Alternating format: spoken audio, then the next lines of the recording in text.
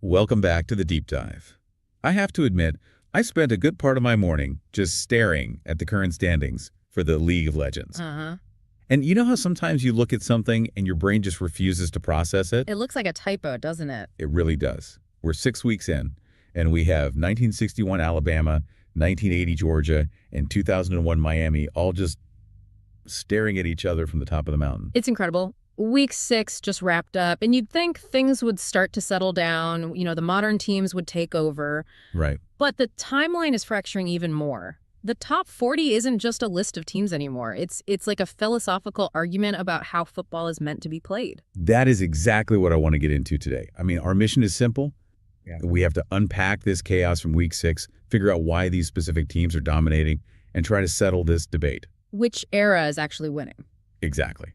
Because if you told me before the season that Bear Bryant's 61 squad would be staring down that 0-1 Miami team for supremacy, I would have laughed. And yet, here we are. You look at that top tier, and it is a complete clash of civilizations. You have the new number 1, the 1980 Georgia Bulldogs, sitting at a perfect 5-0. But they can't get comfortable there. You've got 0-1 Miami just lurking at number 2, 61 Alabama, the Crimson Wall at number 3, and then, the absolute offensive buzzsaw that is 95 Nebraska at number 4. And you can't forget the dark horse. Oh, we can't. The only team in the entire league with 6 wins right now, the 76 Pittsburgh Panthers. It's a murderer's row. You have the suffocating defense of the 60s and 80s trying to hold back the pure speed of the 90s and 2000s. And after week 6, I'm really not sure which side is going to blink first. Me neither. So let's start with the team wearing the crown. 1980 Georgia, 5-0. They just jumped everyone. But I look at their roster compared to, say, 0-1 Miami. And on paper, Miami looks like an NFL team. Right. Georgia they look like a college team from 1980. Why are they number 1? I think it comes down to one word: reliability. In a league where so many teams are trying to win with flash and high variance plays, Georgia is winning with suffocating consistency. Okay. Look at what they did in week 6 against 77 Kentucky. Kentucky is a solid team. They have talent. For sure. But Georgia didn't just beat them. They erased them. 23-0. A shutout is so rare in this league. Usually somebody breaks a big play eventually. Not against this unit. They've allowed 60 points all season. That's, an average of 12 points a game in a league just full of spread offenses? It's insane. But the real story, the reason they're number 1 is the psychological toll they take on you. And that toll has a name: Herschel Walker. I saw the box score, 32 carries. Yeah. That seems excessive even for 1980. It's a statement. Against Kentucky, he carried it 32 times for 131 yards. Now, he didn't break an 80-yard touchdown. He just hit them. Over and over. Over and over again. When you give a back like Herschel the ball more than 30 times, you're not just gaining yards, you're depleting the other team's will to even tackle. So it's attrition warfare. Precisely. While other teams are trying to outsprint you, Georgia is just dragging you into deep water and drowning you. They control the clock, they shorten the game, and they trust that defense. It's not flashy, but right now, nobody has solved it. Okay, so that's the grind philosophy, but then you look at number 4, 95 Nebraska. The polar opposite? It feels like the polar opposite. This isn't a grind, it feels like an avalanche. It's organized violence. This 95 Cornhuskers team is terrifying. They've scored 218 points in 5 games. Do the math on that. It's over 40 points every single time they step on the field. And they didn't play a cupcake in week 6. They played 90 Colorado. That's a legitimate rival with a national championship pedigree. And Nebraska just handled them 24-14. Handle is the right word. It wasn't a blowout on the scoreboard, but it never really felt in doubt, did it? Not for a second. And it's all because of Tommy Frazier. I've been watching the tape, and the way he manipulates defenders is it's art. He threw for 113 yards, option 2 defenders freeze. Right. And that hesitation opens up these massive lanes for the other backs. They beat a very good Colorado defense without really breaking a sweat. I guess my question is, can that style work against everyone? You said Georgia suffocates you. Nebraska runs over you. But are we sure Nebraska's defense can hold up? 14 points against Colorado is good, but... But what happens when they play a team that spreads them out? Exactly. That is the multi-million-dollar question. Nebraska's offense is, I'm convinced, unstoppable. But their defense was built to stop the run in the Big 8 in the 90s. So if they face a 2008 Florida or something... You might see a 50-48 game. They just haven't been tested by a modern aerial assault yet. Well, speaking of tests, let's talk about the result that actually made me gasp. The Crimson Wall. 1961 Alabama. We talk about eras clashing. They just played 82 SMU. The Pony Express. Eric Dickerson and Craig James. This was the game. And Bama won 22-0.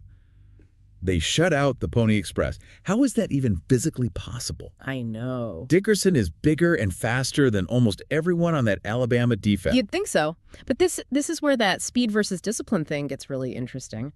SMU relies on their athletes just being better than yours. Right. Find a crease and go. They want to find a crease and outrun you. 61. Alabama doesn't care how fast you are because they don't give you a crease. They've allowed 37 points total in 5 games. Wait, 7 points a game. That's a rounding error. It's historic. Against SMU, every time Dickerson tried to bounce outside, there was a crimson jersey just waiting.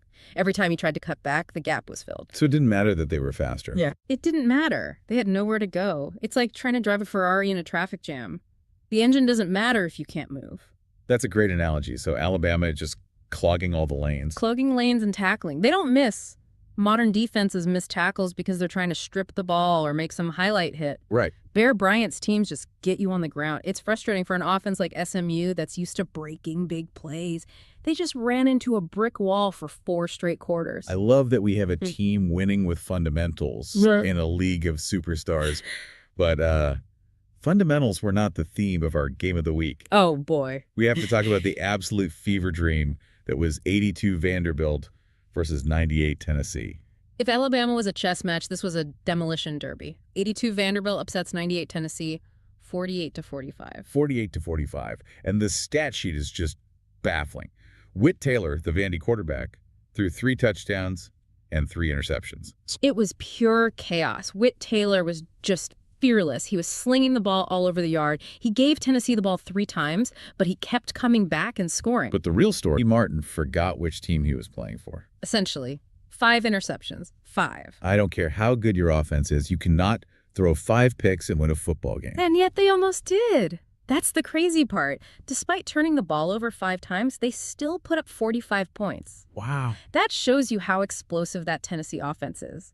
But it also highlights a fatal flaw. They are undisciplined. They're now 2-2. They're a .500 team because they play sloppy football. That feels like that glass cannon concept again. Explosive, but just so fragile. Exactly. And you contrast that with Alabama or Georgia. Tennessee might have more raw talent than 61 Alabama, but 61 Alabama doesn't throw 5 interceptions. In this league, mistakes get punished instantly. We saw another version of that high-octane, high-risk football out west, too. The Civil War. 0-1 Oregon versus Nettle Oregon State. A 38-31 win for the Ducks. Now, usually when I see that score in the Pac-10, I just assume the quarterbacks went nuclear. You'd think so, especially with Joey Harrington and Jonathan Smith on the field. But this game was deceptive.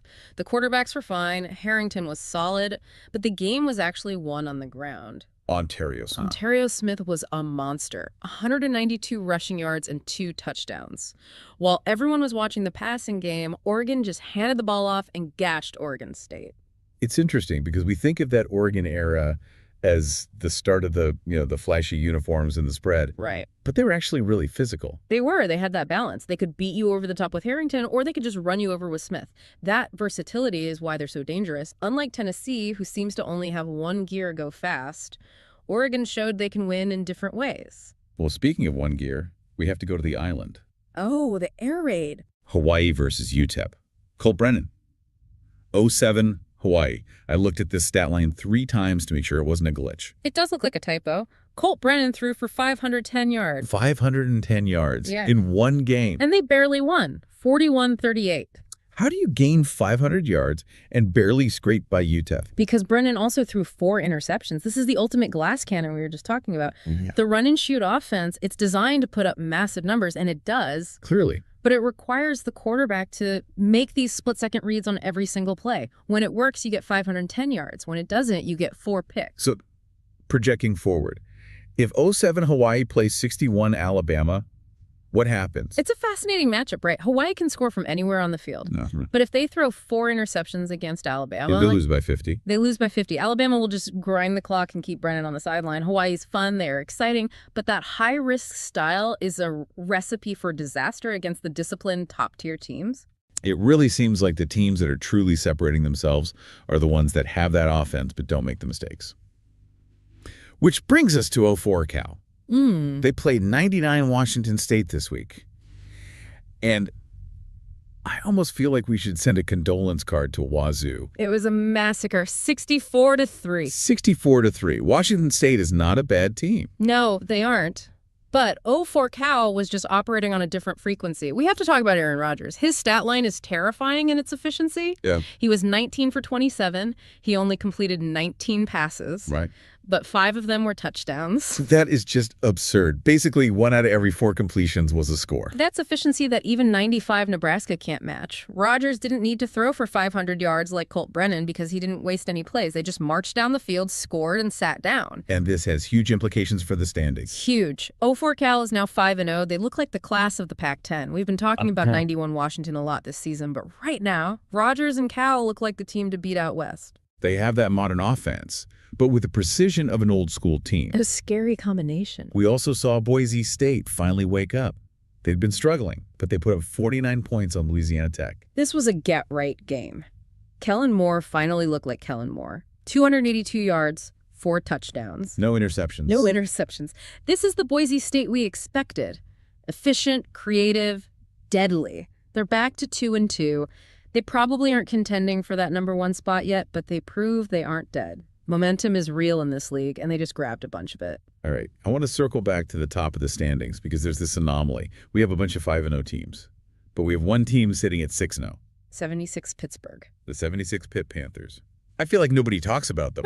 Why is Pitt the only 6-win team? Well, part of it is a schedule quirk. They played an early game, but you can't argue with the record. They're 6-0 because they have the ultimate safety blanket. Tony Dorsett. The numbers are just staggering. He is the league's leading rusher. Through 6 games, he has 980 yards and 14 touchdowns. He is nearly averaging 165 yards a game. In a league with modern defenses. And that's the key. In Week 6, they played 07 West Virginia. That's the Pat White, Steve Slayton era, a super fast spread team. Right. And Pitt didn't blow them out. They won an ugly, gritty game, 10-7. See, to me, that's more impressive than the Cal blowout. Mm. West Virginia puts major pressure on your defense. Exactly. And when Pitt needed to close the game out, they didn't have to throw risky passes. They just turned around and handed it to Dorsett. Right. When you have a guy who can get you 4 yards whenever you need it, you win the close games. Pitt isn't flashy like Oregon or Hawaii, but they're 6-0 because they have a Heisman winner who just refuses to be tackled. It's the recurring theme of the week. The individual star power of the older eras holding off the schemes of the modern era.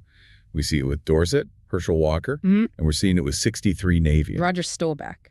Navy is 5-0 after beating 83 Northern Illinois 28-0. Another shutout. The service academies are proving that discipline travels. Staubach is the original dual threat. He threw for a touchdown, ran the offense perfectly.